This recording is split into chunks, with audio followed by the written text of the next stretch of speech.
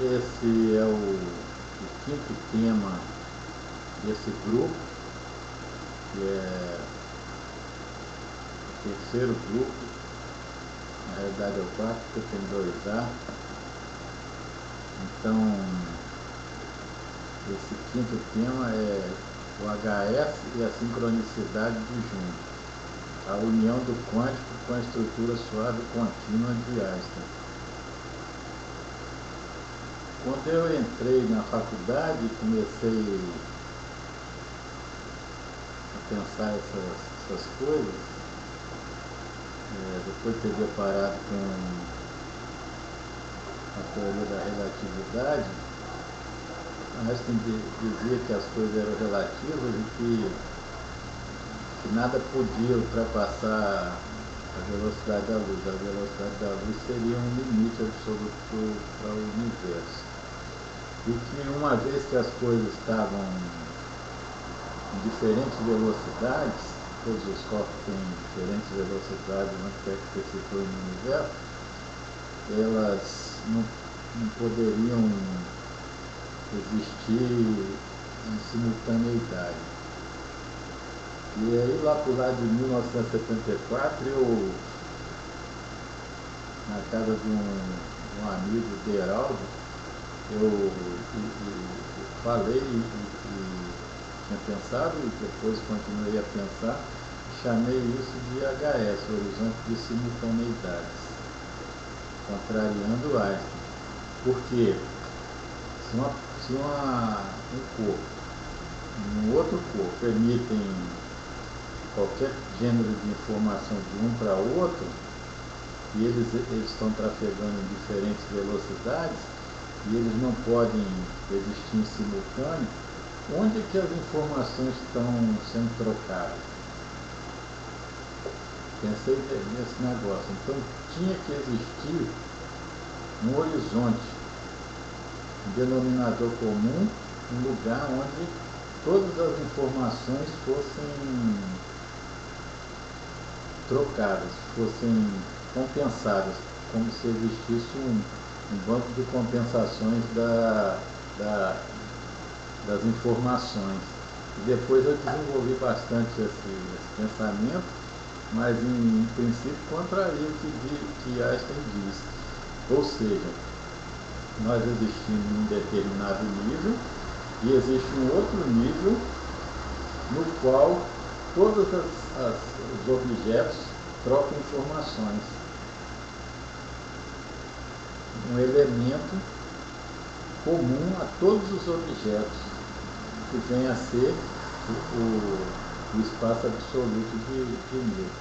Muito mais para frente, 30 e tantos anos depois, fiquei sabendo que Stephen Hawking tinha feito os cálculos sobre a métrica absoluta do universo, um espaço abaixo do qual nada existe. Não existe universo abaixo daquele elemento. Mais adiante ainda fiquei sabendo que o nome desse espaço mínimo, que é 10 a menos 35 do metro e 10 a menos 44 do segundo, é o chamado horizonte de Planck. E eu passei a chamar isso de espaço-tempo de Planck, o espaço mínimo do universo. Imaginei que existisse um elemento indestrutível, semelhante àquele dos gregos, mas o átomo, o verdadeiro átomo, não divisível, que os cientistas ocidentais aproveitaram erradamente para o que é hoje conhecido como átomo, composto de prótons, nêutrons e elétrons, e que na realidade é divisível. Então lá para baixo existe um elemento no subsolo do universo, em que existe essa partícula. Eu denominei ela de campo-partícula, o campo-partícula, cebola. É porque é um C dentro de um círculo.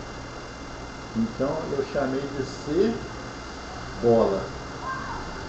Então daí cebola, porque ele vai constituir as inúmeras camadas do universo. Ele está a 10 a menos 35, naturalmente será invisível, porque não tem nada com que medi-lo, mas as equações devem apontar esse elemento.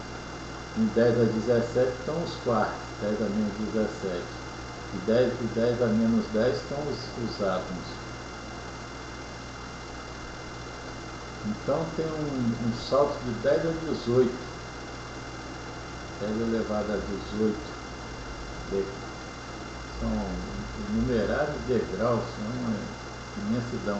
Dentro de cada partícula do nosso corpo, cada elemento, você vai descendo, célula, molécula, átomo, depois quarks, e lá para baixo, dentro de cada partícula, deve estar o campo partícula. Ora, esse é o horizonte de simultaneidades. O horizonte de Planck é onde desaparece a propriedade métrica do universo. Então, o horizonte de simultaneidades, o qual eu pensei 40 anos atrás, e o horizonte, sem saber de Planck, muito menos de Schifferhaupt, e o horizonte de Planck são a mesma coisa.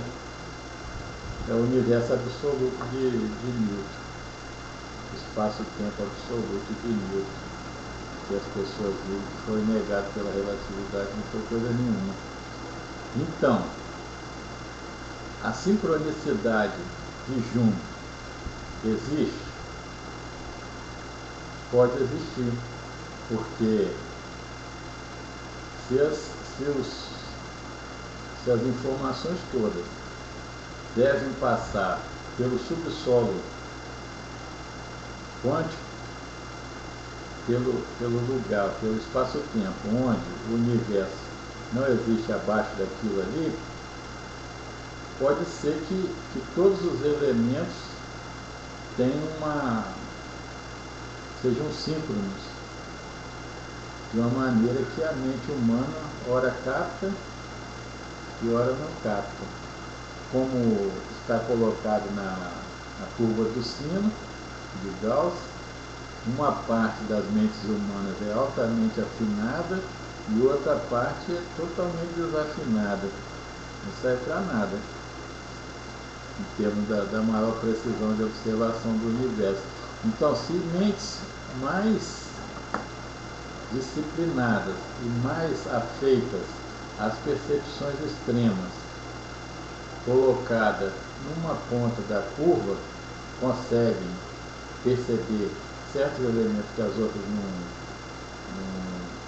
percebem, então você pode chamar isso do que for. E Jung chamou de sincronicidade o fato de que as mentes recebem notícias de estados quânticos que são inacessíveis pelos outros. Assim como as pessoas podem ouvir vozes, ou ouvir sombras, ou isso e aquilo que foi desprezado por certa ciência. Pode ser que as mentes humanas tenham afirmações que nós, as pessoas colocadas no centro, no meio da curva, não consigam acessar. Afinações. Ninguém fez ainda a curva do sino da visão, da audição, do olfato, do tato, do paladar. Ninguém traçou a curva do sino desses sentidos. De fato, o sentido da visão, como ele é em todas as criaturas existentes na Terra, todas as que possuem visão. Ninguém traçou essa curva, muito menos publicou em livro, em papers, em trabalhos científicos de grande envergadura. Ninguém fez essa tarefa. As pessoas meramente negam, mas isso não pode ser. Não pode ser como se dizia há 2 séculos que não existia os meteoritos. Como se dizia que as pessoas só foram reconhecer as galáxias com Hubble, nos anos 30, 1930, 1940. Antes as galáxias não existiam. As pessoas se negavam a acreditar em galáxias. Na realidade, até Galileu e as 4 luas de Júpiter, ele não... Ninguém tinha visto nada. Né? As pessoas se negavam a acreditar que os planetas tivessem luz. As pessoas até 1990, as pessoas se negavam a acreditar que as estrelas tivessem planeta. Só tem 20 anos. Já descobriu centenas. Em 1980, só existiam planetas em volta do Sol. As pessoas não enxergavam o cinturão de Kuiper, nem a nuvem de Oort. São bilhões e bilhões de cometas em volta do Sol. Enfim, os seres humanos não acreditavam em nada, basicamente. E aí tem essa ciência aí que nega sem estudar. Isso não é possível, isso não é possível. Mas os instrumentos estão disponíveis. Só basta ter acurácia e determinação para fazer mais coisas. Então, o quântico, a mecânica quântica, o profundo do universo que vai para baixo, e a estrutura de Einstein podem ser unidos? Pode, da seguinte maneira: se os objetos derem saltos e só tocarem outros objetos da mesma classe, então esse espaço aqui existe, realmente, se houvesse um universo para baixo. Mas ele não existe se o universo for só aquele, se for denotado só aquele universo que salta de partícula a partícula. Então, para isso que salta de partícula a partícula, não existe universo nenhum para baixo. Então, para os átomos, não existem prótons e nêutrons. Para as moléculas não existe prótons e nêutrons. Existem átomos. Para os átomos não existe quark.